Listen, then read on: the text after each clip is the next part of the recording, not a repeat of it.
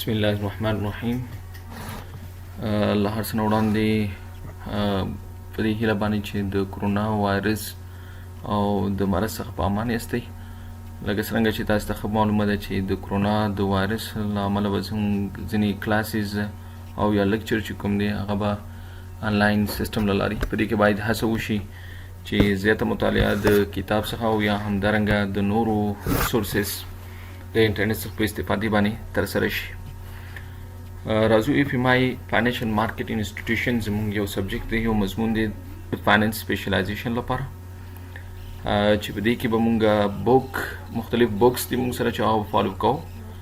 لومړی چې کوم دی مونږ سره فاینانشل مارکیټ انسټیټیوشن بای فیډریک میشګن اینڈ اسکینز په نامه سره بهترین بوک دی. دا فاینانشل مارکیټ انسټیټیوشن چې کوم دی دا به مونږ همدغه بوک مینلی فالو کوو. کوم چې میشګن اینډ اسکین لیکلی یو اړخ تر ټولو ساده لیکلی شوی دی او بل اړخ ویلی شو چې مختلف موضوعګانې اپډیټډ موضوعګان چې کوم دي په دې کتاب کې راټولې شوي دي، رانغاړلي شوي دي. دویم بوک فاینانشل مارکیټ انسټیټیوشن بای جیف مادورا is also the best book among the financial market institutions book, which we are going to follow this one as well. You can also go some of our other sources and books such as financial market institutions by Jacob Dehan is also are really essential books. You can take some of the ideas from these books as well. This might give you more insight regarding these topics which we are going to study. په دې ځای کې باید ووایو چې فاینانشل مارکیټ انسټیټیوشن میشګن اینډ اسکین چې کوم بوک لیکلی دی په دې باندې به زموږ امفسایز زیات وي او اکثره چپټر چې کوم دی هم د دغه بوک څخه به راخیستلی کېږي.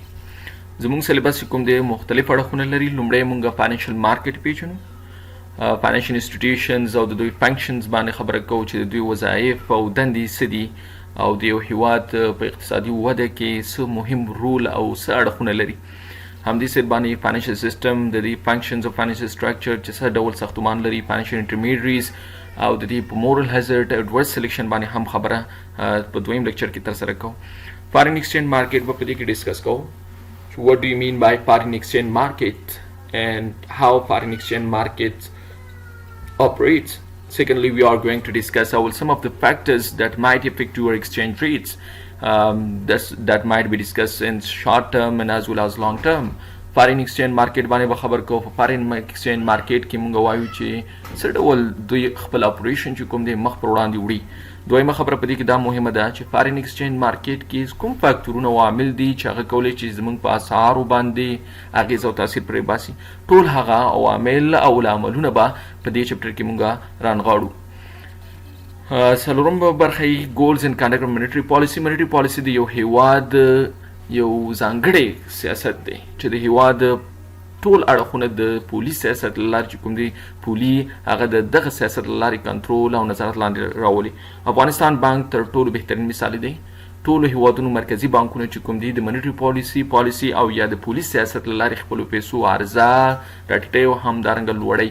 د پولي سیاست یوازینی هدف همدا دی چې څه ډول یو هیواد کولی شي چې په مارکیټ کې د پیسو عرضه راټیټه کړي او څه ډول کولی شي چې د پیسو عرضه په مارکیټ کې اضافي کړي. لکه څنګه چې تاسو ته ښه په ډاګه ده چې پولي سیاست کولی شي چې د یو هیواد اقتصادي وده او اقتصادي پرمختګ اغېز او تاثیر لاندې راولي. د دې په اهدافو باندې به خبره کوو. د دې همدارنګه د مرکزي بانک سره کوم آلات کوم ټولز شتون لري چې د هغې په ذریعه باندې کولی شي چې دوی خپل مارکیټ کې عرضه د پیسو راټیټه کړي او یا همدارنګه د پیسو عرضه لوړه کړي او د دې په میکانیزم باندې به خبرې هم ترسره کوو چې مانیټري پالیسي څه ډول انتقال مومي. شپږم لیکچر چې کوم دی مونږ سره انډرسټینډینګ اف انټرست ریټ باندې به ځان پوه کوو چې انټرست ریټ څه ته ویلی کېږي او انټرست ریټ څه ډوله انټرست ریټ مونږ سره شتون لري او همدارنګه د انټرست ریټ اغېز په مختلف د هیواد په مختلفو فکتورونو باندې تر بحث لاندې نیسو.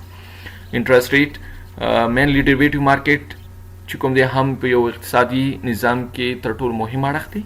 ډیریویټیو مارکیټ باندې به غږیږو. فیچرز څه ته ویلی کېږي، آپشنز، سواپس and as well as forward contract will discuss in this chapter. And banking institution would be there. Various financial crises, world faced various financial crises such as Asian crisis in 1997, financial crisis of 2008, 2009, and as well as Great Depression which was occurred in 1932. These all perspectives will be discussed in this chapter. This is our syllabus which we are going to follow in this subject. Our internal assessment would be as follow. Grading system چې کوم دی هغه به موږ سره داسې وي چې انټرنل اسسمنټ ته 25 مارکس مختص شوي دي چې په هغې کې به 2 کویز اخیستلی کېږي او هر یو کویز 15 مارکس لري. ټوټل از 10. همدارنګه 2 اسایمنټ مختص کېږي. 2 اسایمنټ چې کوم دي هر یو اسایمنټ یې 15 مارکس لري او 15 مارکس 10. 5 marks چې کوم دي ستاسو presentation, your class participation, and as well as your attendance would be given to these all 3 factors. Midterm examination has 25 marks and final term would be considered from 50 marks. So that is total 100 marks would be assessed in this subject. راځو په لومړي چپټر باندې خبره کوو.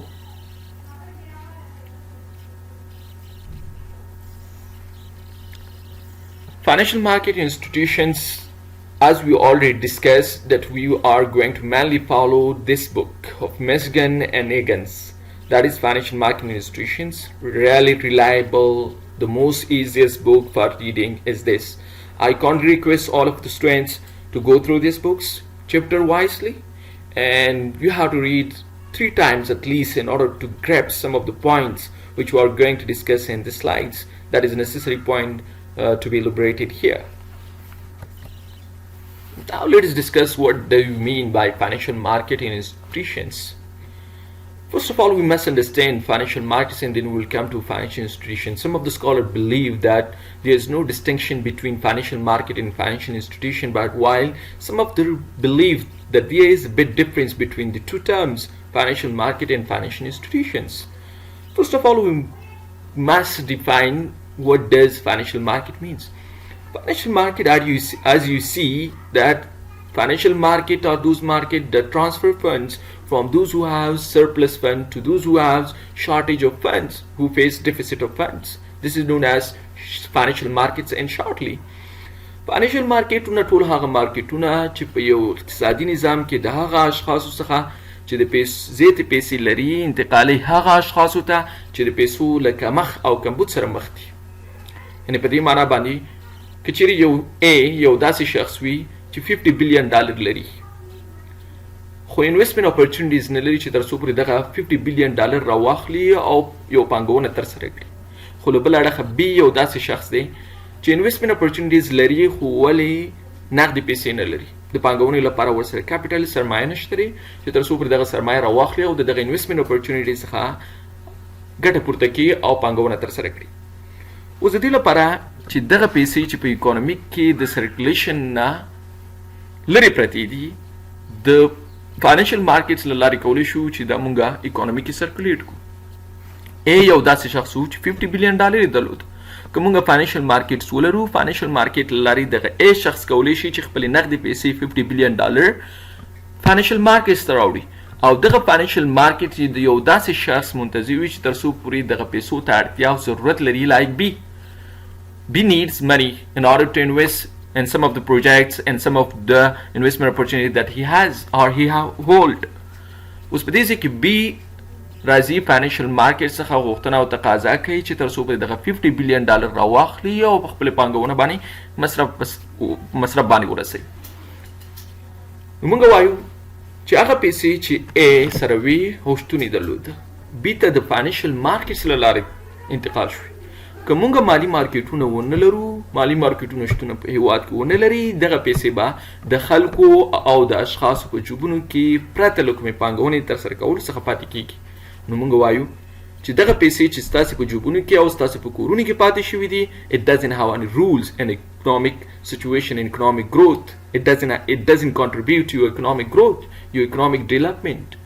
We need to draw these amounts from your houses, from your pockets, and we must invest all of these amounts in order to contribute to your GDP.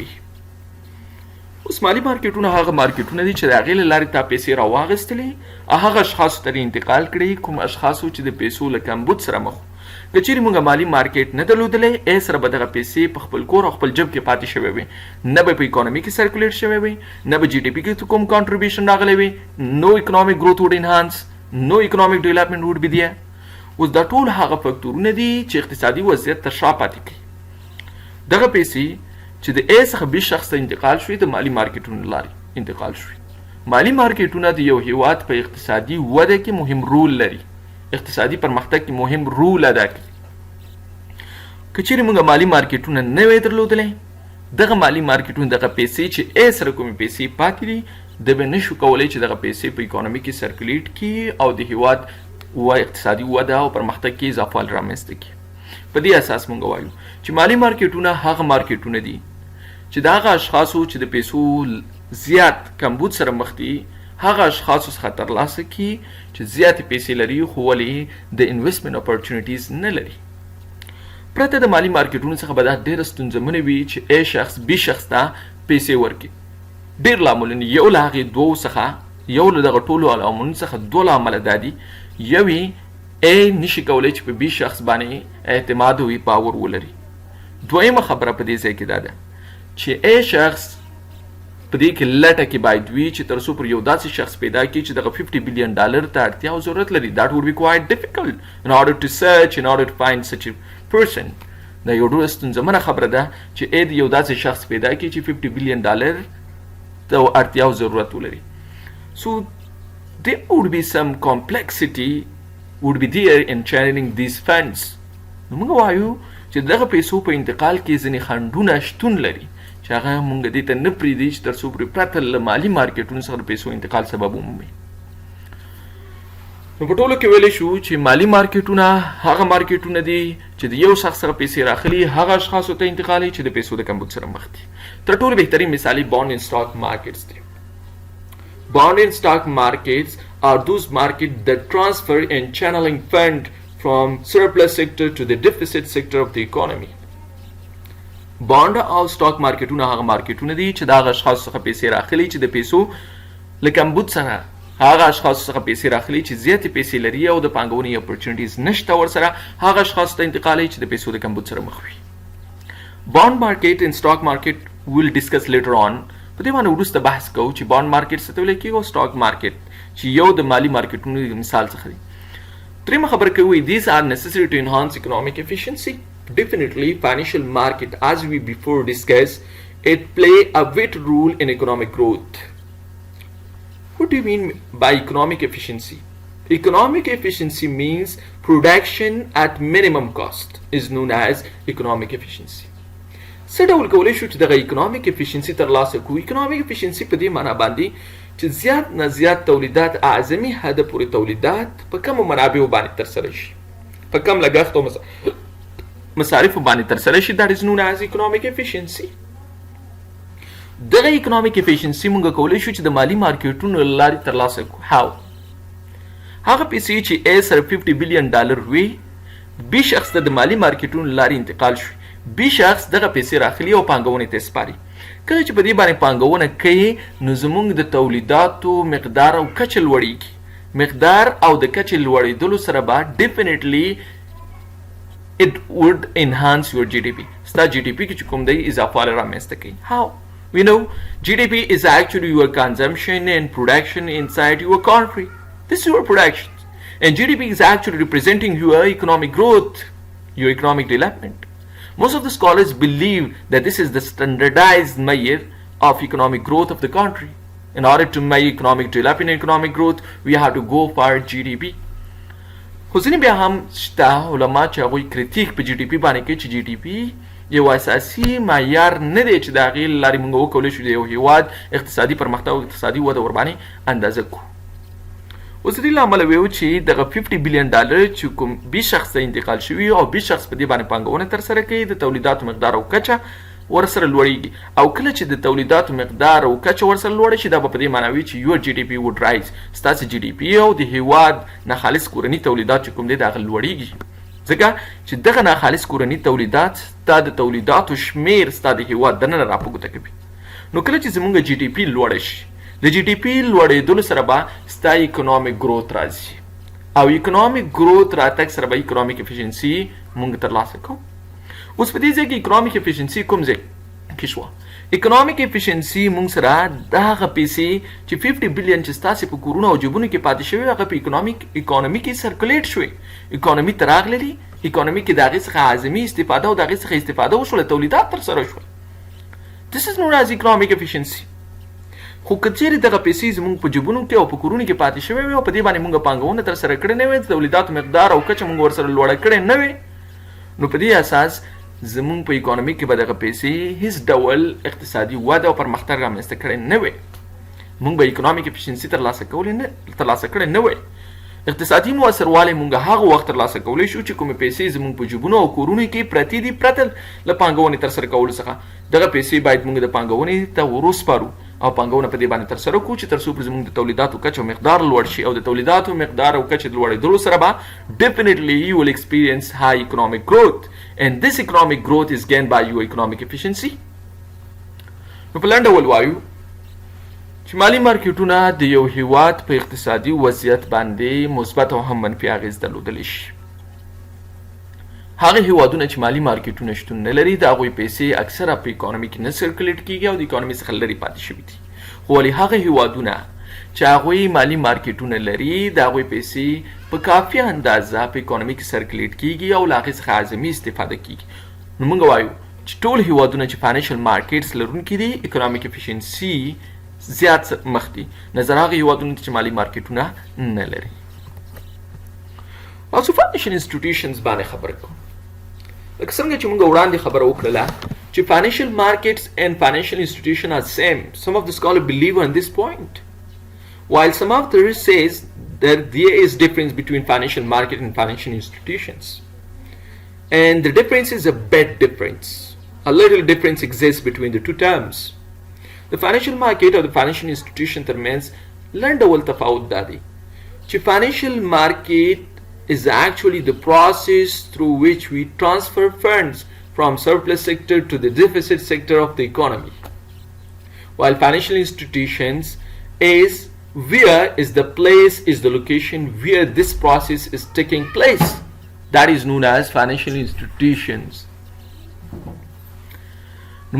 Financial market is actually buying and selling of the stock, the bonds is known. هغه ځای چې په هغې کې buying and selling take place کیږي that is known as markets. فاینانشل مارکیټ موږ وړاندې تعریف کوو. اوس فاینانشل انسټیټیوشن وایي هغه ځای ته ویلی کیږي چې په هغې کې ستا د پیسو انتقال سبب مومي. This place in this location is known as financial institutions. دا به په دې باندې دلالت کوي without existence of financial institutions there would be no financial markets. We need financial institution in order to have financial markets. The financial markets د لرلو لپاره دا مهم شرط دی چې موږ فاینانشل انسټیټیوشنز ولرو. او د فاینانشل انسټیټیوشن نشتوالی به په دې باندې دلالت کوي چې there is no financial markets. Financial institution, the best example of financial institution is your banks, your financial intermediaries, your investment banks, your culture banks. These are all undercome your financial institutions. Bank چې کوم دی دا موږ سره فاینانشل انسټیټیوشن دی. all right. Where is financial markets? Financial market به ځینې سکالر وایي چې دغه پروسه چې هغې کې موږ د فند چینلینګ او ټرانسفرینګ ترسره کیږي that is known as financial markets. په ټوله کې وایو I also believe that there is no difference between financial market and financial institution. However, some of the scholars, few scholars we can say, that they do believe that there is difference between financial market and financial institutions. او هغه فرق دا دی چې فاینانشل انسټیټیوشنز په حقیقت کې موږ سره هغه ځای دی چې په هغې کې ستا د پیسو انتقال سبب مومي that is known as financial institutions. دغه ځای ته او دغه موقعیت دی فاینانشل انسټیټیوشنز وایي. خو ولې فاینانشل مارکیټس کله چې فاینانشل انسټیټیوشن اسټبلیش شي د هغې څخه وروسته به د دغه پیسو انتقال پروسه چې کوم ده په دغه فاینانشل انسټیټیوشن کې ترسره کیږي. اوس دغه پیسو د انتقال پروسې ته فاینانشل مارکیټس او یا مالي مارکیټونه ویلی کیږي. لکه څنګه چې میشګن لیکلي دي وایي financial markets are actually operating their tasks. What is financial institution? Financial institution are those institutions where financial markets are actually operating their tasks, their operations. That is known as financial institutions. دویمه خبره دا ده چې باید په دې باندې مونږ پوه شو چې فاینانشل انسټیټیوشن په نشوالي او ناموجودوالي کې به مونږ سره فاینانشل مارکیټ مخ پر وړاندې نشي تللی، د دوی خپل پروسه او دندې او وظایف چې کوم دي مخ پر وړاندې نشي ترسره کولی. دا مهمه ده چې مونږ باید د فاینانشل مارکیټونو لپاره فاینانشل انسټیټیوشن شتون ولري او پرته له دې شتون څخه فعالي مارکیټونه مخ پر وړاندې نشي تللی. تر ټولو بهترین مثال د فاینانشل انسټیټیوشن انشورنس کمپنی دي، کمرشل بانکس دي، نن بانکینګ فاینانشل انسټیټیوشنز دي. دا ټول هغه فاینانشل انسټیټیوشنز دي چې په دې کې فاینانشل مارکیټس خپل وظایف او دندې ترسره کوي. راځو اوس په دې باندې خبره کوو چې why we are studying financial markets، چې ولې موږ مالي مارکیټونه تر بحث لاندې نیسو. Is there any need to discuss financial markets؟ آیا د دې اړتیا او ضرورت شته چې موږ مالي مارکیټونو باندې بحث وکړو؟ Exactly. As we before discussed that financial market could play a critical and vital roles in economic situations and your economic growth, your economic development. So that is why there is need to study financial market in order to have financial markets. Financial marketونه زیات علتونه لري چې هغه مونږ دې ته اړکوي چې تر څو پورې تر مطالعې لاندې او تر بحث لاندې ونیسو، چې ځینې مونږ په دې کې تر بحث لاندې نیسو. یو په هغې کې مونږ سره دا دي چې وړاندې مونږ ورباندې خبره وکړله چې د مالي مارکیټونو له لارې مونږ کولی شو چې هغه اشخاصو ته پیسې انتقال کړو چې د پیسو د کمبود سره مخ دي او انویسټمنټ اپورچونیټیز لري. دوی خلکو سره پیسې نشته خو ولې انویسټمنټ اپورچونیټیز شته. که چیرې مونږ مالي مارکیټونه لرو، مالي مارکیټونو لارې دغه نقدې پیسې هغه اشخاصو ته انتقالولی شو کوم چې د انویسټمنټ اپورچونیټیز لري خو ولې د پیسو د کمبود سره مخ دي. خو ولې که چیرې مونږ مالي مارکیټ ونه لرو، مالي مارکیټونو په نشوالي کې به دغه پیسې د اکانومي څخه لرې پاتې شي او په اکانومي کې به سرکولیټ نشي. So that is why we need to study and we need to have financial markets. اوس د دې په اساس مونږ اړتیا لرو مالي مارکیټونو ته، تر څو پورې مالي مارکیټونه باید مونږ سره شتون او موجود وي چې تر څو پورې دغه پروسه پکې مونږ ترسره کړو. هغه پیسې چې زمونږ په اکانومي کې سرکولیټ کېږي نه، د مالي مارکیټونو لارې باید په اکانومي کې سرکولیټ شي.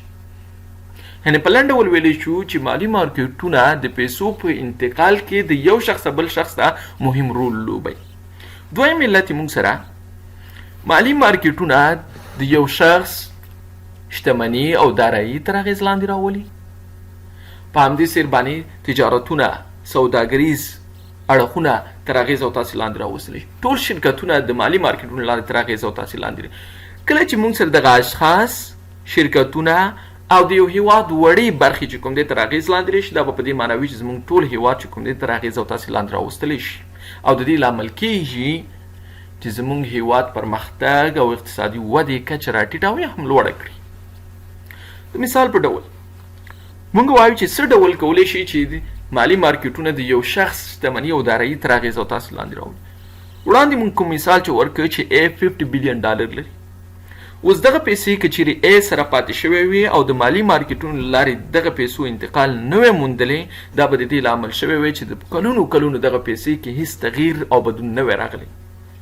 له یو اړخه به ستا دغه پیسې د ټایم ویلیو اف مني یا د پیسو ارزښت له لاسه ورکړی وي.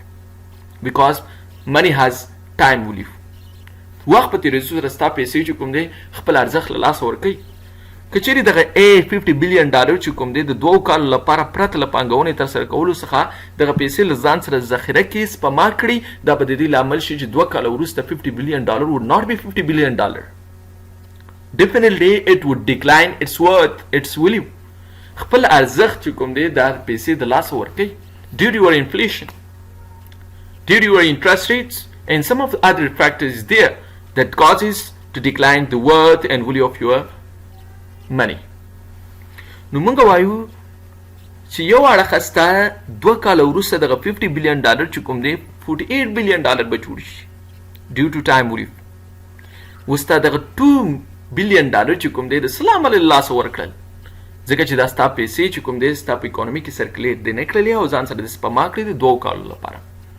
and money has time value. نو مونږ وایو چې د مالي مارکیټونو له لارې د دغه پیسې کوم ارزښت چې له لاسه ورکړی دی کولی شو چې دا مونږ راونیسو.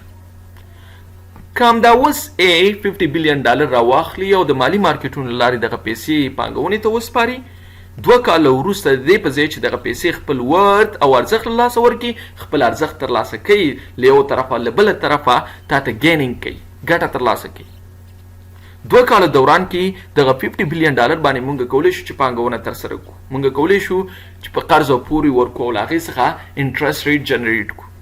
This would definitely cause to rise your revenue. This would definitely cause to rise your profit and net income.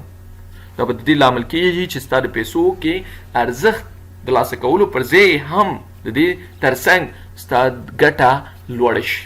2 کاله وروسته تا ته 50 بلین ډالر د ذخیرې د سپما کولو او د پانګونې د سپارولو څخه وروسته به تا ته 52 بلین ډالر. 50 بلین ډالر is actually your principal amount and 2 billion dollar is actually the interest earned on your principal amount. So actually as wealth has been affected through financial markets. د مالي مارکیټونو لارې ستا دغه پرسنل ویلث د چې کومو تر اغېزې او تاثیر لاندې راغی. ستا که چیرې ځان سره ساتي 48 بلین ډالر به 2 کاله وروسته تا سره دغه پیسو ارزښت وي، او که چیرې د مالي مارکیټونو لارې دغه پیسې پانګونې ته سپاري you will have 52 بلین ډالر. یو اړخ نه د خپل ارزښت له لاسه وساته او له بل اړخه د ارزښت د ساتلو څخه وروسته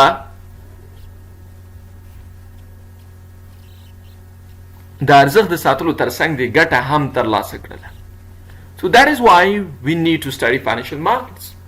یوازې په دې باندې کفایت نه کوو چې زموږ پرسنل ویلث چې کوم دی تر اغېزه او تاثیر لاندې راغلی، بلکې کله چې زموږ پرسنل ویلث تر اغېزه او تاثیر لاندې راځي دا به په دې معنی وي چې زموږ شرکتونو ګټه او عواید چې کوم دی هم تر اغېزه او تاثیر لاندې راځي، ځکه چې دغه 50 بلین ډالر د پانګونې لپاره سپارلي یو شرکت دی سپارلي، او شرکت دغه پیسو څخه یو څه ګټه هم خپله ترلاسه کوي او څه ګټه به یې دغه شخص چې 50 بلین ډالر وسپارلي دته هم ځي. اوس 50 بلین ډالر دواړو طرف ته ګټه شو، شرکتونو ته هم ګټه ترلاسه شوله او همدارنګه دغه شخص ته هم ګټه ترلاسه شوله.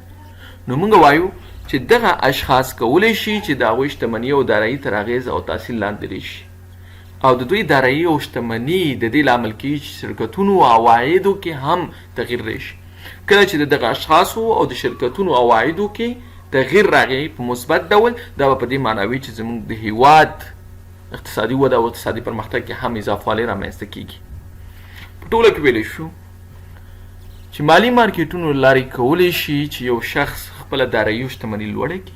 مالي مارکیټونو لارې موږ کولی شو چې اقتصادي وده او اقتصادي پرمختګ کې لوړوالی او یا همدارنګه کموالی رامنځته کړو. هغه هیوادونه چې هغوی مالي مارکیټونه په ښه ډول سره روان دي او په ښه ډول سره خپل دندې ترسره کوي، دا به د دې لامل کېږي چې د هغوی اقتصادي وده او اقتصادي پرمختګ کې اضافه والی راشي. The best example is USA. UK have the most perfect financial markets. او دغه perfect financial markets په لرلو باندې د دوی اقتصادي وده او اقتصادي پرمختګ کې په خورا زیاته کچه باندې تغییر او اضافه والی رامنځته کېږي. While some other developing countries like Afghanistan doesn't have financial markets.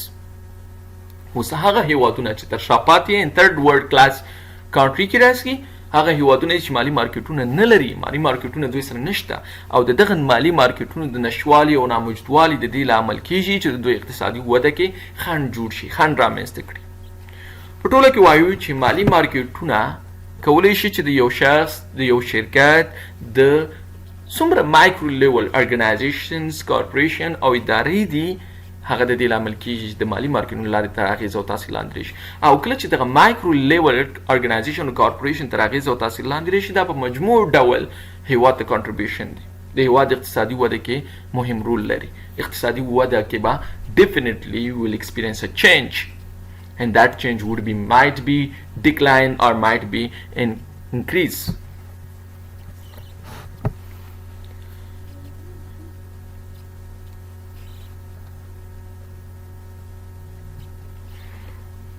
دریمه خبره په دې ځای کې دا ده چې why we study financial markets. ولې موږ مالي مارکیټونه تر مطالعه او بحث لاندې نیسو؟ دریم علت موږ سره های اکنامک گروث دی. وړاندې په دې باندې خبره وشو چې اکنامک گروث د مالي مارکیټونو لارې موږ ترلاسه کولی شو. په یو هیواد اقتصادي وده او اقتصادي پرمختګ کې اضافهوالی د مالي مارکیټونو لارې ترسره کېدلی شي.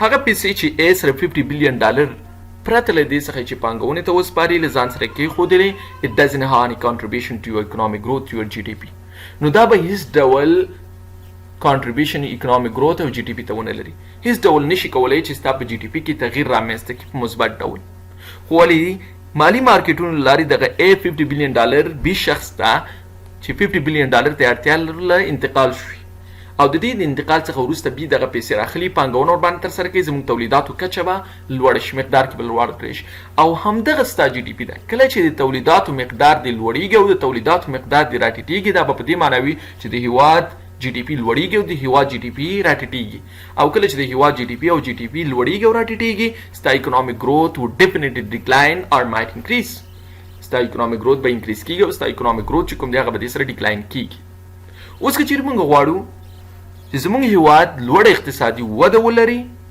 زیات اقتصادي پرمختګ ترسره کړي موږ اړ یو چې مالي مارکیټونه ولرو like bond market, stock market, foreign exchange markets دا ټول هغه مارکیټونه چې د یو هیواد په اقتصادي وده کې مهم رول لري so that is why these all are three factors that require us to study and to have financial markets دا موږ دې ته اړ کوي چې مالي مارکیټونه تر بحث او مطالعې لاندې ونیسو او مالي مارکیټونه په هیواد کې باید شتون ولري Now let's discuss debt market and interest rates. First of all, before coming to debt markets or before coming to markets, we need to discuss security. Then we will discuss interest rate and then we will come to markets. What does security mean? Security also known as financial instruments. Security the financial instrument پر عامه سره هم یادیږي What is financial instruments and what is a security? Security is actually it is a claim of the honor on future income. It is the claim of honor on future income that is known as financial instrument and security. فلنډه ول ویلې شو چې دا په حقیقت کې د سکیورټي هولډر او هغه شخص چې سکیورټي لري like bond, like financial treasury bill, like corporate bonds it is a security هغه شخص چې دغه اسناد لرونکي دي دغه اسناد لرونکي دي د دې په دې باندې ادعا لري چې هغه پیسې چې تاسو په پور او قرض باندې درکړې شوی او د هغې ګټه به په راتلونکي وخت کې شرکت دغه شخص ته سپاري کوم شخص چې دغه اسناد لرونکي دي and this is known as security یعنې هغه د پور شوي پیسې او د هغې پور شویو پیسو باندې چې کومه ګټه په راتلونکي وخت کې جنریټ کیږي او ترلاسه کیږي په هغې باندې د دغه سند لرونکي شخص د ملکیت ادعا ده that is known as security this is known as financial instruments let's take an example of treasury bill treasury bill is actually a security it is a financial instruments treasury bill موږ سره security ده دا موږ سره financial instruments دي suppose A چې کوم دی د 50 بلین ډالري په قرض باندې د ټریجري بیل لاري بي ته ور وسپارل اوس A چې کوم دی قرض ورکوونکی دی بي چې کوم دی موږ سره پور وړی دی 50 بلین ډالري د ټریجري بیل لاري ترلاسه کړي اوس دغه ټریجري بیل چې د A دی او A سند لرونکی دی دا به په دې معنی وي چې هغه پیسې چې بي ته یې ورکړي دي 50 بلین ډالر قرض او هغه ګټه چې په راتلونکي وخت کې به بي A ته ورکوي په هغې باندې د A د ملکیت ادعا ده چې دغه 50 بلین ډالر پلس مای ریټرن پلس مای نیټ انکم او د هغې ګټه چې کوم ده دا به A ته په راتلونکي وخت کې بیرته سپارلی کیږي له بي شخص څخه اوس دغه سند او دغه انسټرومنټ is known as financial instruments مونږ په دې مثال کې ولیدل چې A چې کوم دی په خپل پور شوو هغه پیسې چې پور باندې ورکړي دي قرض شویو پیسو باندې د ملکیت ادعا لري او د هغې په ګټه باندې کومه ګټه چې بي به A ته ورکوي په راتلونکي وخت کې this is known as security دې ته security ویلی کېږي now let's understand interest rate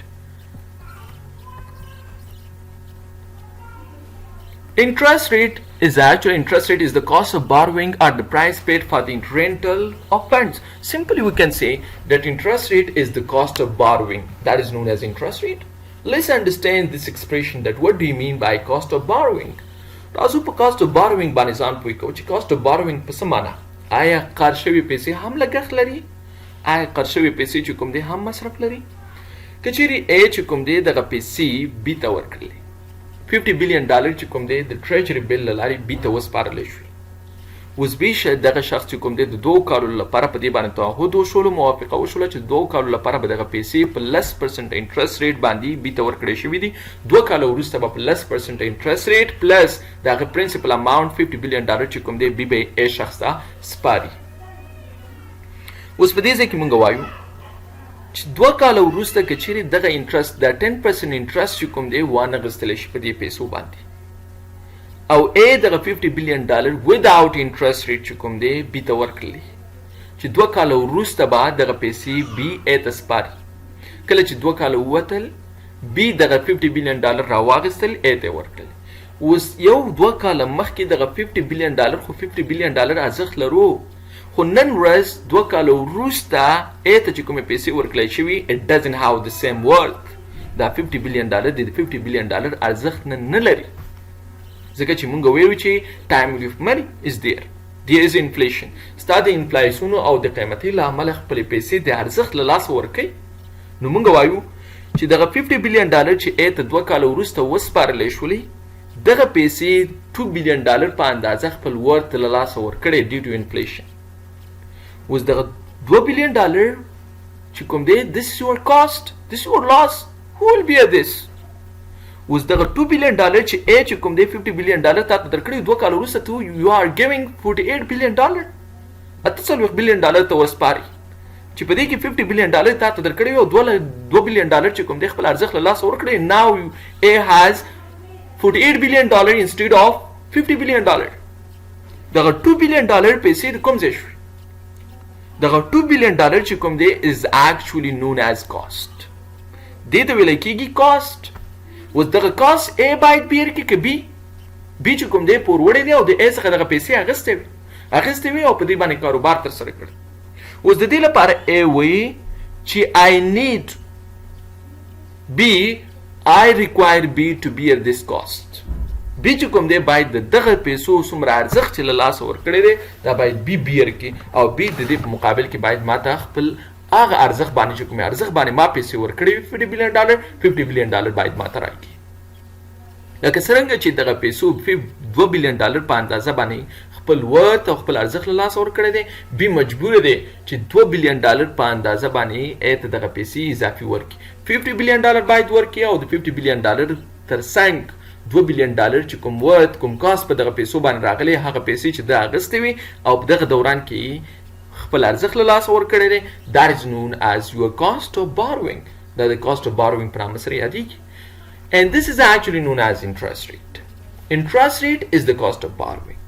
اوس په دې ځای کې موږ په دې باندې پوه شولو چې دغه انټرست ریټ چې موږ د پور وړي څخه اخلو د څه له امله اخلو؟ د دې له امله اخلو چې زموږ دغه پیسې چې کوم دی خپل کاست لري، د وخت په تېرېدو سره خپل ارزښت چې کوم دی له لاسه ورکوي، او کله چې خپل ارزښت له لاسه ورکوي نو دغه پوروړی باید دغه ارزښت ماته پوره کړي، پوروړی باید زما دغه لګښت او مصرف باید پوره کړي.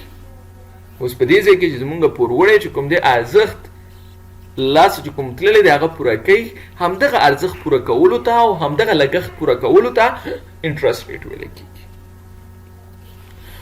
مختلف انټرست ریټ موږ سره شتون لري په مختلفو اړخونو کې. we have two types generally interest rate, nominal interest rate and real interest rate.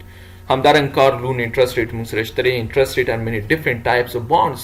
ټریجري بل باندې موږ سره یو ډول انټرست ریټ پی کېږي، همدارنګه کارپوریټ بانډ باندې بل ډول موږ سره پی کېږي، کمرشل پیپر باندې موږ سره بل ډول پی کېږي. we have different types of interest rates on different financial instruments and securities. انټرست ریټ چې کوم دی کولی شي چې تجارت تر اغېز او تاثیر لاندې راولي، کولی شي چې د یو شخص شتمني او دارایي تر اغېز او تاثیر لاندې راولي. که چیرې A چې کوم دی 50 بلین ډالر په داسې حال کې B ته سپاري چې انټرست ریټ یې 2% دی. اوس په 2% کې به په هر 100 ډالرو کې به 2 ډالره A ته ګټه ورکولی کېږي. خو که چیرې دغه انټرست ریټ چې کوم دی د 2% څخه 10% ته رایز کېږي، دا به په دې معنی وي چې په هر 100 ډالرو کې به B باندې لازمي ده چې A ته 10 ډالره ګټه ورکړي. اوس آیا د A شتمني د دغه انټرست ریټ د انکریز له امله به اضافه کېږي او که نه؟ پخوای په هر 100 ډالرو کې 2 ډالره ورکول، خو ولې اوس نن ورځ په هر 100 ډالرو کې 10 ډالره شتمني ګټه ورکوي. اوس 10 ډالره ګټه د دې لامل کیږي چې د ایج شتمني او دارایۍ کې لوړوالی او اضافهوالی رامنځته کړي.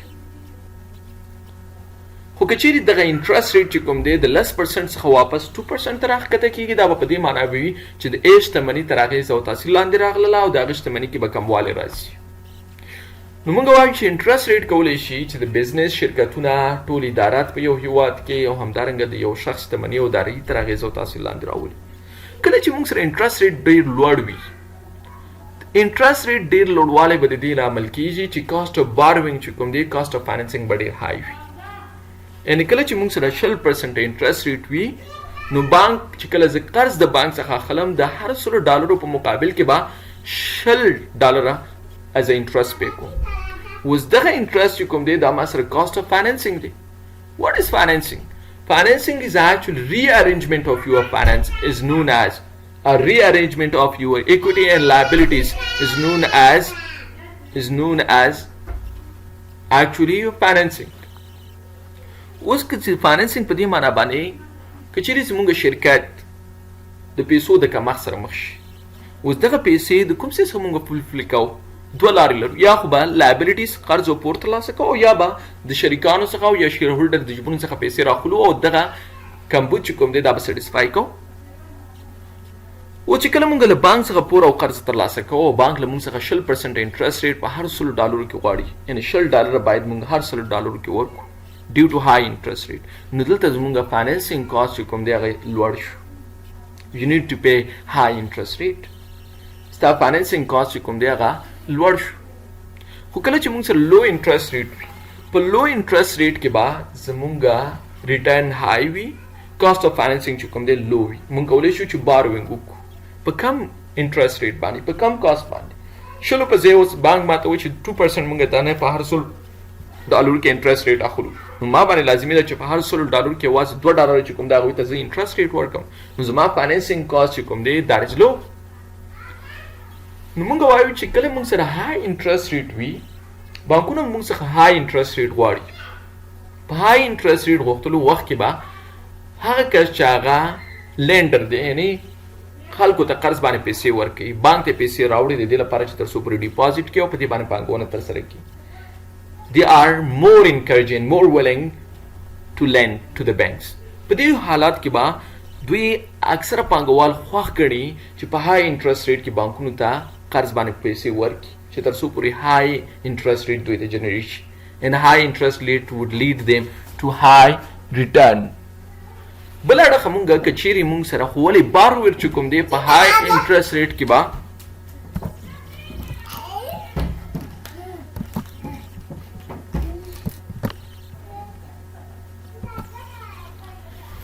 خو برعکس مونږ ویلی شو چې کله مونږ سره لو انټرست ریټ وي، په لو انټرست ریټ کې لینډر دې ته زړه نه ښه کوي چې تر څو پر بانکونو ته په پور او قرض باندې پیسې ورکړي. یوازینی لامل یې دا دی چې لو انټرست would definitely cause to lead them to low profit and low return.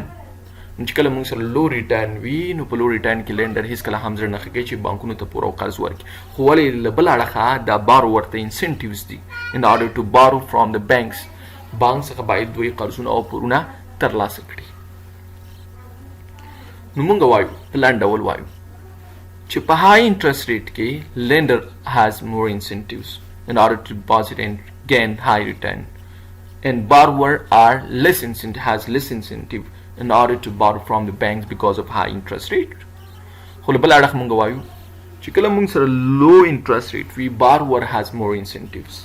Borrower has more incentive to borrow from banks because of low interest rate, while lender are not willing to deposit their money into the bank due to low interest rate, and this would impact low return to them. The last thing is that it affects not only consumer willingness to spend or save, but also business and investment decisions. انټرست ریټ په حقیقت کې د مستهلکونو د کنزیومر چې کوم دی مصرف او د هغوی سپما تر هم تر اغېز او تاثیر لاندې راولي. کله چې بانکونه په های انټرست ریټ باندې باروینګ ترسره کوي، تا ته لون درکوي، نو په دې وخت کې به موږ نه غواړو چې زیات مصرف ترسره کړو. زموږ مصرف او زموږ لګښتونو کچه به راټیټېږي. د دې لپاره چې تر څو پورې ما ته بانک های انټرست ریټ راکوي نو I will gain high return، زه به زیات ریټرن ترلاسه کړم. اوس د خپل مصرف او د لګښتونو کچه راټیټومه چې تر څو پورې دغه پیسې زه سپما کړم او د سپما څخه ما ته څه ګټه ترلاسه شي، ان های ګټه، لوړه ګټه به ترلاسه کړي. نو کله چې موږ سره های انټرست ریټ وي، لینډر چې کوم دی په حقیقت کې خپل مصارف او لګښتونه راټیټوي او دغه پیسې سپما کوي چې تر څو پورې زیاته ګټه جنریټ کړي. خو د دې برعکس کله چې موږ سره لو انټرست ریټ وي، بیا د دوی کنزمپشن لیول چې کوم دی وډ های دین their saving level. Saving level به کم وي ځکه there is no incentive to lender in order to deposit and gain high profit. په همدې سره باندې موږ ویلی شو to borrower. خو د دې ترڅنګ چې د کنزیومر مصارف او همدارنګه سپما چې کوم د تر اغېز او تاثیر لاندې راولي، دا کولی شي چې انویسټمنټ ډیسیژن هم تر تاثیر او اغېز لاندې راولي. د فرمز انویسټمنټ ډیسیژنز لایک لیکرزیم موږ داسې وایو که چیرې یو شرکت $50 billion ته اړتیا او ضرورت لري، they have two ways، دوه لارې لري in order to go for borrowing. دوی باید قرض او پور ترلاسه کړي او دویمه خبره دا ده چې دوی باید شیر هولډر کال کی فار سم ادر شیرز. دوی شیر چې کوم دی کال کی اډیشنل شیر ایشو کی. کله چې اډیشنل شیر ایشو کوي دا به د دې لامل کیږي چې دوی به د شیر له لارې پیسې ترلاسه کړي. خو که چیرې موږ سره های انټرست ریټ وي، بانک $50 billion ته اړتیا لري، دوه لارې لري، شیر اناونس کو او که نه قرض او بارو کو، قرض ترلاسه کو. کله چې موږ سره های انټرست ریټ وي نو فرمز نه غواړي چې په های انټرست ریټ باندې بارونګ ترسره کړي. اوس د دې په ځای چې بارونګ ترسره کړي they will turn toward issuing additional shares. هغوی به شیر ایشو کوي، equity. خو کله چې انټرست ریټ لو وي and they need $50 billion ته اړتیا او ضرورت لري، so definitely نو موږ په دې کیس کې به وایو چې دوی به شیر اډیشنل شیر ایشو نه کړي. دوی لازمه ګڼي، مناسبه ګڼي چې دوی باید د بانکونو څخه په کم انټرست ریټ باندې بارونګ واخلي because it really exempt your tax as well. موږ وکتل په دې مثال کې چې یوازې د کنزیومر سپینډینګ او سیوینګ نه افیکټ کوي انټرست ریټ، بلکې د دې لامل کېږي هم چې انویسټمنټ ډیسیژن ستا تر اغېز او تاثیر لاندې هم راولي.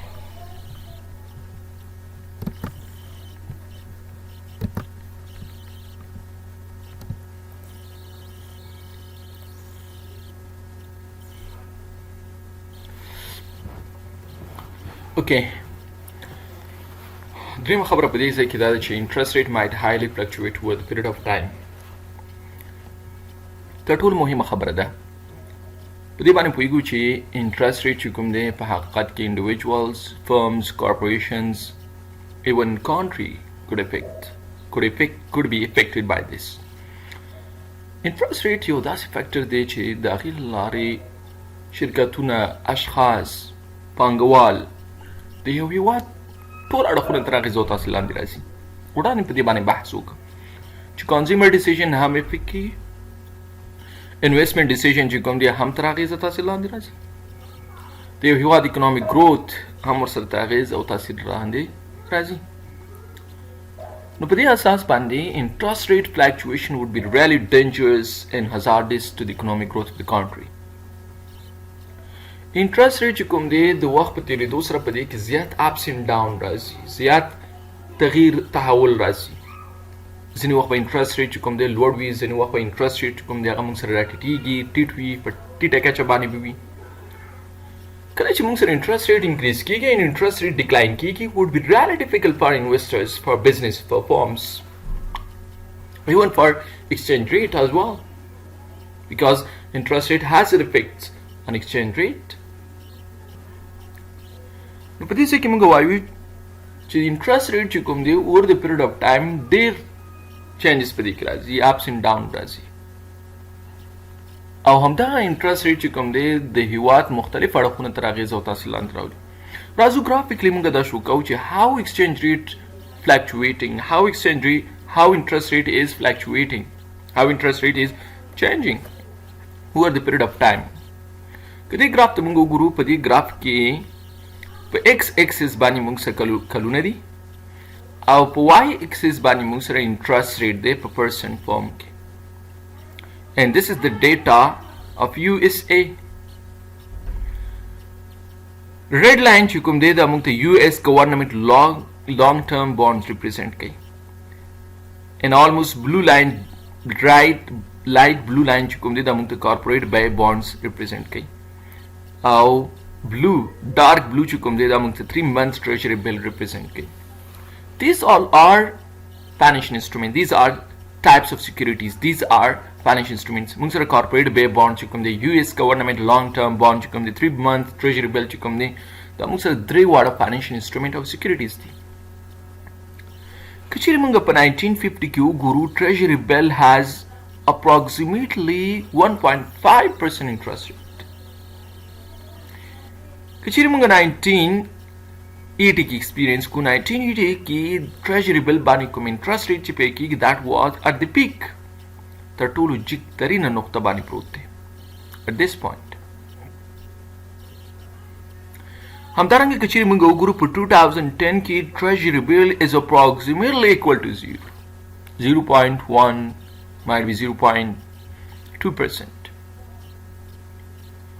کچېرې دغه ګرافونو ته وګورو د هر یو financial instrument او د security graph چې کوم دی over the period of time within a day within a month within a year we experience some of the changes. موږ changes په دې graph کې ګورو. نو په دې اساس په ټوله کې موږ وایو چې interest rate په حقیقت کې کولی شي چې یو هیواد ادارې شرکتونه اشخاص پانګوال تر اغېزو تاسې لاندې راولي. راځو د stock market interest rate باندې بحث وشو security باندې بحث وشو اوس دریم راځو market. لومړی باید market وپېژنو چې what does market means. We know that it is buying and selling is known as market. At the place where buying and selling take place that is known as market. Market هغه ځای دی چې په هغې کې اخیستل او خرڅلاو ترسره کېږي that is known as market. هغې ته موږ market وایو. From the financial perspective we have two types of market. Financial market چې کوم دی په دوه ډوله دي موږ سره. The first one is debt market and the second one is stock market. Let's first come to debt market. Debt market is actually also known as bond market. What is bond market? Our bond market is also known as debt market. Bond market هغه مارکیټ ته ویل کېږي چې په هغې کې سند لرونکی شخص چې کوم دی یو بل شخص ته د قرض او پور باندې یو څه اندازه پیسې د یو څه مودې لپاره په یو مشخص انټرست ریټ باندې سپاري. that is known as bond market. that is known as debt market.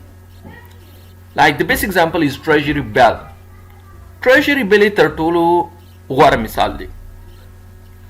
په treasury bill کې به مونږه چې کوم دی داسې شخص و چې هغه $50 billion بي شخص ته وسپارلی او بي شخص ته ویلی شول چې ته به مونږ ته 10% انټرست ریټ راکې د 2 کالو مودې لپاره.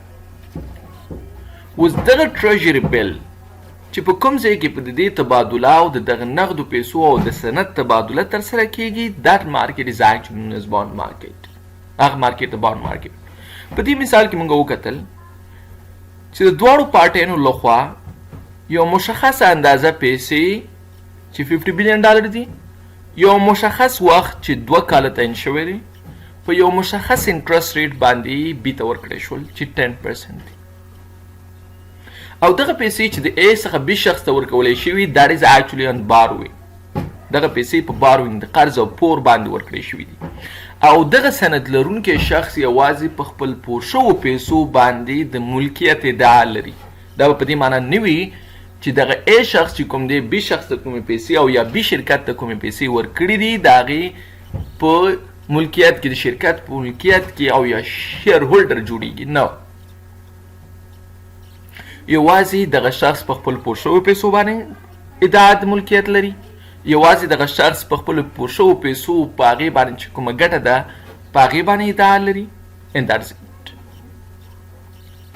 یاد باید ولرو چې بانډ مارکیټ او په ډیټ مارکیټ کې یو شخص د شرکت شریک نشي جوړېدلی، یو شرکت شیر هولډر نشي جوړېدلی، د شرکت په اساسجاتو، په دارایي او شتمنۍ، په فکس اسټ، کرنٹ اسټ باندې د ملکیت ادعا نشي لرلی. یوازې هغه پیسې چې د په پور او قرض باندې ورکړي دي په هغې باندې د ملکیت ادعا لري، چې په راتلونکي وخت کې به دغه بي شخص باندې یا بي شرکت باندې لازمي ده چې راتلونکي وخت کې په یو ټاکلې مودې څخه وروسته دغه پرنسپل اماونټ چې $50 بلین دی پلس انټرست ریټ چې 10% انټرست ریټ سره ایت ادا کوي. And that is it. Such a market is known as bond market. دغه ډول مارکیټونو ته bond market ویل کېږي یا debt market. The second type of market is stock market. Stock market or common stock market. We can also say it as common stock market. Stock market او یا common stock market هغه مارکیټ ته ویل کېږي چې په هغې کې شیر خرڅلاو ته سپارلی کېږي، یعنی هغه مارکیټ چې په هغې کې شیر خرڅلاو ته سپارلی کېږي that is known as stock market. دغه ډول مارکیټ ته stock market ویل کېږي. سټاک مارکیټ هغه مارکیټ دی چې کله یو شخص یو څه اندازه پیسې یو شرکت ته وسپاري او د شرکت د سپارلو څخه وروسته همدغه شخص چې کومې پیسې سپارلي دي د دغه شرکت پارټنر جوړیږي، شیر هولډر جوړیږي او دغه نوموړی شخص چې کوم دی د شرکت په اساسجاتو، په دارایي او شتمنۍ، په اسټ باندې د ملکیت ادعا لري. د ډیټ مارکیټ او د کامن سټاک مارکیټ یو تفاوت دا دی چې هغه پیسې چې په ډیټ مارکیټ کې د بارور د لینډر لخوا بارور ته ورکړی شوي دي اټ هاز سپیسیفیک ټایم د یو معلومې مودې لپاره ورکړي دي. دلته موده چې کوم ده د قرض او باروینګ د پیسو ورکړی هغه مشخصه ده، معینه ده، خو ولې په سټاک مارکیټ کې دغه ټایم نامعلوم دی. اټس فار لایف، د ټول عمر لپاره کېدلی شي تر هغه وخته پورې چې دغه شخص خپل شیر خرڅ کړی نه وي هغه وخت پورې به د ده په اسټ باندې کلیم د ملکیت وي. دویم تفاوت دا ده چې په ډیټ مارکیټ کې انټرست ریټ اونلی پے کېږي، خو ولې په سټاک مارکیټ کې ډیویډنډ از ګوینګ ټو بی پیډ رادر دین انټرست ریټ. انټرست ریټ نه پے کېږي او یوازې به ډیویډنډ ورکولی کېږي.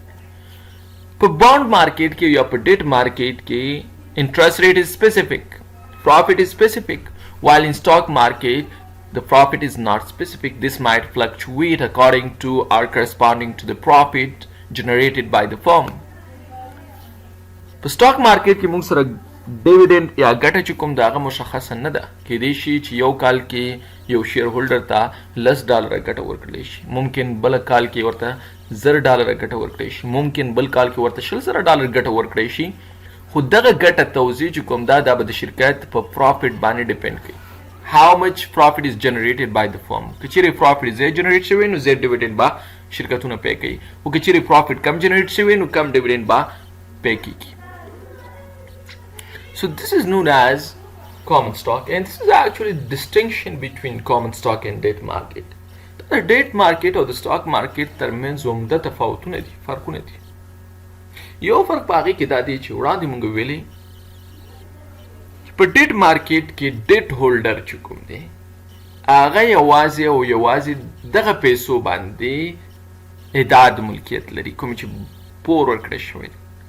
د شرکت په اسټ باندې ادعا د ملکیت نشي لرلی، خو ولې په سټاک مارکیټ کې کوم شیر چې د شیر هولډر له لورې اخیستلی شوي دي دا به په دې معنا وي چې د دغه شرکت په اسټ کې کرنټ اسټ، فکس اسټ، ټانجیبل اسټ، نن ټانجیبل اسټ، په دغه ټول اسټ کې به د ملکیت ادعا وي.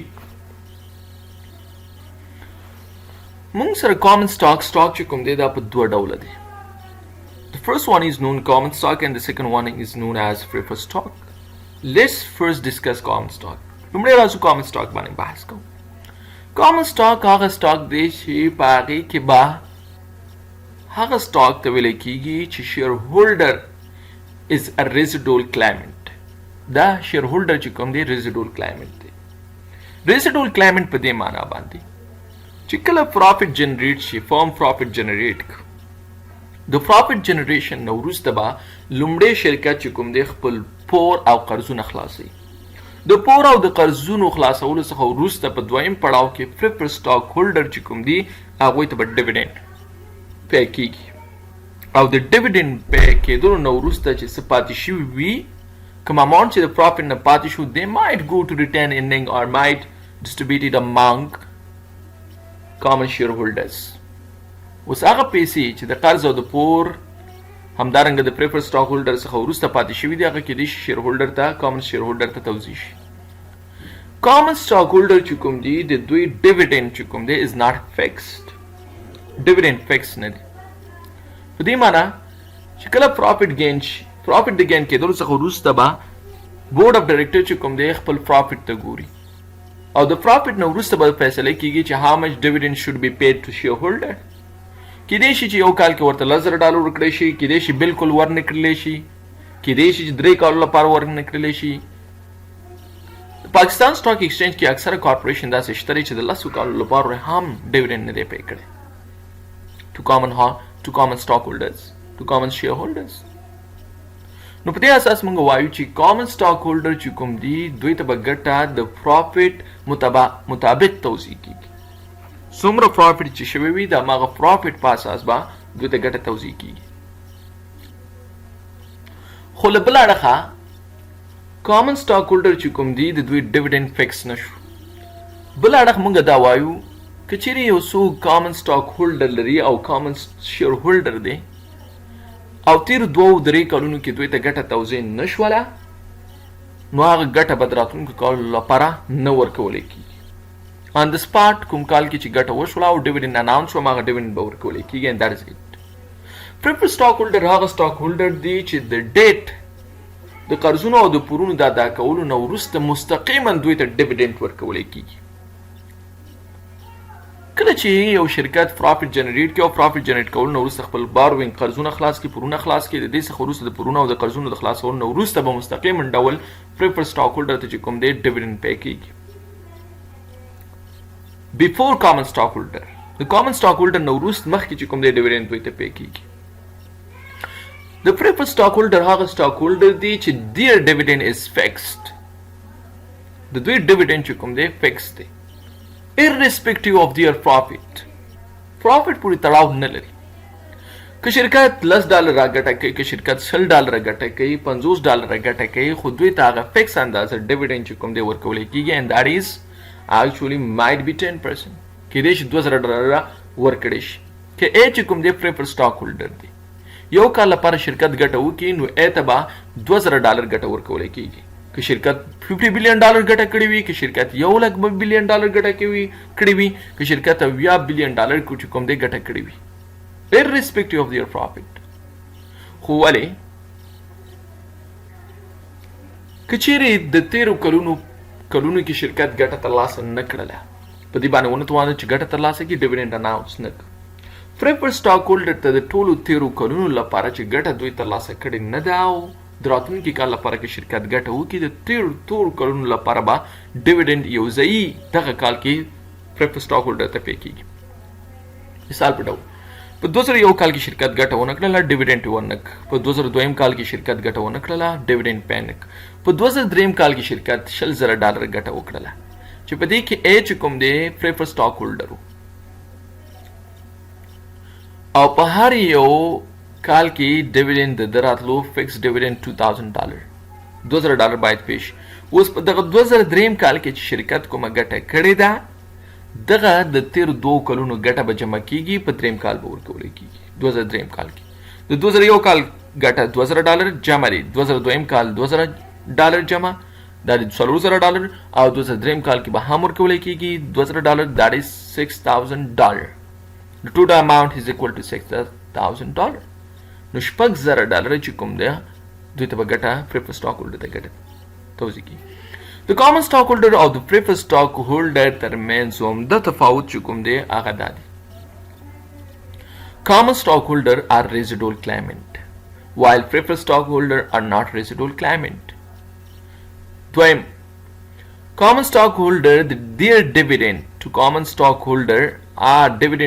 stockholder are not fixed while the dividend of preferred stockholder are fixed.